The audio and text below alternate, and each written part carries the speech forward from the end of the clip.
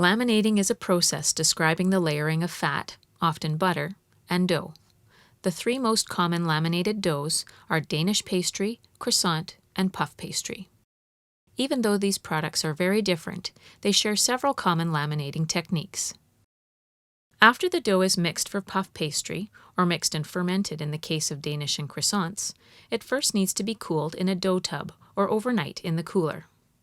After cooling, the dough is pinned out, covered, and placed in the freezer from anywhere from 30 minutes to 1 hour.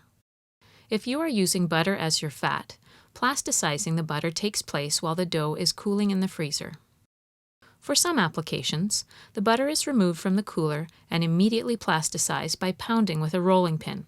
Otherwise, it is allowed to come to 9 degrees Celsius and then sheeted. Once the roll-in fat is plasticized, the dough is removed from the freezer and sheeted so that the fat incorporation method can begin. The dough should be between 0 degrees Celsius to -5 degrees Celsius prior to sheeting. The French method of fat incorporation involves preparing the fat to cover half of the dough, where the English method has the fat covering 2/3 of the dough. A bench scraper is used to fill in gaps and ensure an even layer of butter between the dough layers. In the case of croissants and Danish, 3 by 3 folds are usually given to the dough, and in the case of puff pastry, these are replaced by 4 book folds.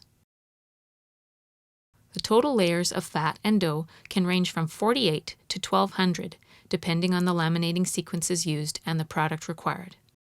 Many variations are used depending upon how thick or thin you want the layers to be. Croissant and Danish doughs are yeasted, where puff pastry is non-yeasted.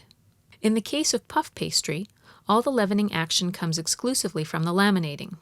With Danish and croissants, there are less layers and some of the leavening comes from yeast. The lift from the laminating is primarily from the conversion of water to steam through the baking process, the fat keeping the layers separated. There is some additional lift if butter was used, as the water in the butter also turns to steam. In the case of pastry margarines, all the lift comes from the dough, as there is no water in the roll-in fat. Richly baked laminated products can add variety and great visual appeal to bakery and pastry shop showcases.